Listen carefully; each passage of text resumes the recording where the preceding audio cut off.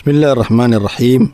الحمد لله والصلاة والسلام على رسول الله وعلى آله وصحبه وسلم أجمعين. أما بعد، وأنا كنا جنّي مسائل كصاب سنة فقه الصوم كصاب سنة، وأنا سجارة هنا ودا جنّي حكمك يا أسرار تكجرت صونك حكم كجرة وحكم إذا في الصيام قهر للشيطان. شيطان كان يسجد يا صونك أو وسيله shahawaadka lagu hor joogsado shaydaankan la isaga dheeweyn. waxay leeyihiin culimadu shahawaadka qofkan uu isticmaalayo ama baahiyaan fara badan uu gudanayo ee raashin kale ee tacaam kale waxay xoojiyaan majaarida iyo xididada dhiigu maro ay xoojiyaan. qofka hadduu cunto badan cuno dhiig badan buu yeelanaya. hadduu dhiig badan yeeshana maxaa badanaya oo weynaanaya? xididadii dhiigu maraya ayaa weynaanaya. saasuu markaa shaydaanku uga faa'iidaysanaya. sababtoo ah shaydaanku yajrii majra dam min ibni aadam, soo rasuulku calayhi salaatu wasalaam inoo sheegay. qofku hadduu soomo cuntada iska yareeyana waxaa yaraanaya dhiiggiisii baa yaraanaya.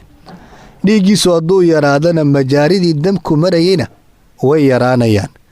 maxaa cidhiidhi noqonaya marka? meelihii iyo waddooyinkii shaydaanku uu dhex qaadayay ayaa cidhiidhi noqonaya. hadduu shaydaanku meeshuu mari cidhiidhi noqotana qofku wuxuu noqonayaa qof shaydaankii ka guulaystay ayuu noqonayaa. saa laajligeed ayaa salafku ridwaanullaahi calayhim mar kasta soonka ay ugu dadaali jireen. rasuulkuna calayhi salaatu wasalaam wuxuu leeyahy idaa dakhala ramadaan futixat abwaabu aljanna wagulliqat abwaabu nniiraan wasufidat ashayaatiin. markii ramadaan ay soo gashaa albaabada jannada la furayaa, albaabada naartana waa la xidhayaa, shayaadiintana waa la dabrayaa, si markaa shaydaanku uu noqdo mid aan jaaniskaaga helin. qofku waa inuu soonka uu ku dadaalo weeyaan. ibnu rajab alxambali wuxuu leeyahy alsiyaamu yudayiqu majaari dam alatii hiya majaari shaytaan min ibni aadam. wuxuu leeyahay ibnu rajab soonku wuxuu cidhiidhiyaa meelaha dhiigu maro ayuu cidhiidhiyaa. meelaha dhiigu marana waa meelaha shaydaanku maro weeyaan. haddii markaa soonka qofku uu soomo waxaa ka degaysa wasaawistii shaydaanka ayaa ka degaysa. kuleelkii ay lahayd shahwadu iyo cadhadu ay lahaydna way ka degayaan. saasuu rasuulku calayhi salaatu wasalaam uga dhigay soonka wijaa, wax shay qofka dhufaana oo shahwatu nikaax oo dhan ka jara ayuu uga dhigay. xikamka soonka waxaa ka mid a asawm yuksiru xiddata shahwa wa sababun lilcifati waatahaara. soonka waxaa ka mid a fawaa'idkii xikam ku jira. qofka wuxuu ka jebiyaa kuleelka ay leedahay shahwada ay leedahay, ama baahida qofku uu qabo jinsi ka soo horjeeda uu u qabo kuleelka ay leedahay ayuu qofka ka jebiyaa. waa asbaab qofku ku dhowrsanaan karo weeyaan. waa asbaab qofku ku tahirnaan karo weeyaan. saa laajligeed buu rasuulku calayhi salaatu wasalaam qofka dhallinyarta ah ee xaasla'aanta ah ee guurna aan awoodin uu dardaarmay inuu soomo. calqama sheekhaas ayaa wuxuu leeyahy annagoo la soconna cabdullaahi bin mascuud radia allaahu canhu ayaa wuxuu noo wariyey xadiidkan. wuxuu leeyahy kunnaa maca annabiy sala allahu aleyh wasalam faqaal man istataaca albaa'a falyatazawaj fa innahu agadu lilbasar wa axsanu lilfarj waman lam yastatic facalayhi bisawm fa inna lahu wijaa. wuxuu rasuulku leeyahy calayhi salaatu wasalaam qofkii awooda inuu haweenay meherkeeda uu bixiyo ama biilkeeda uu bixiyo ha guursado. sababtoo ah guurku isha ayuu laabitaankeeda qayb ka yahay. farjiga qofka bini'aadankana ugu ilaaliyaa. qofku hadduu intaa awoodi waayana fa calayhi bisawm fa inna lahu wijaa. ha soomo. markuu soomo wuu dhufaanmayaa, wuu daalayaa, markaa qof kale u baahan maayo. waxaa isweydiin leh oo qof kastoo isweydiiya oo dhallinyaronimadaas ay ku jirto shahwadiina ay gubayso, markuu soomo inuu ka sii daro ayuu qofku arki karaa.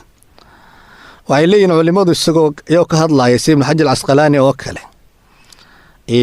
wuxuu leeyahay ishkaalka noocaasa waxaa lagaga jawaabay waxa weeyaan waa sax oo qofku markuu soonka bilaabo haaliban uu ku sii kululaadaa oo way uga sii dartaa. sababtu maxay tahay? sababtu waxaa weeyaan shahwada qofka ku jirta ee bini'aadan ku jirta markuu caafimaad helo wuu sii xogaysata. kor bay u kacdaa. waxyaalaha jidhka bini'aadanku ku caafimaadana waxaa ka mida soonka ayaa ka mid ah. nin dhalinyara oo markii horeba caafimaad qabay, intii yaraydee bushii ku jirtay markuu soomo way ka sii baxasaa. shahwadii ku jirtayna maxay noqonaysaa? way sii labanlaamaysaa, way sii laba jibaarmaysaa. marka maxaa lagaga jawaabaya ama lagu daaweynaya? waxaa lagu daaweynaya waxaa weeyaan qofku inuu tamaadi ku sameeyo cibaadada soonka, uu daa'imo caado ka dhigto. sababtu maxay tahay? sababtu waxaa weeyaan qofkani mar kastuu soonka ku sii wado uu sii wado, waxaa lagu yaqaana caadaana inuu daciifo. oo 10 ramadaan ee ugu horeysa iyo 10 bisha u dambaysa isku awood matid. marka aduu ha fiirinin keliya 10 ugu horeysa soonta ha fiirinin oo ha oranin waa soome waa ka sii daray, ha oranin.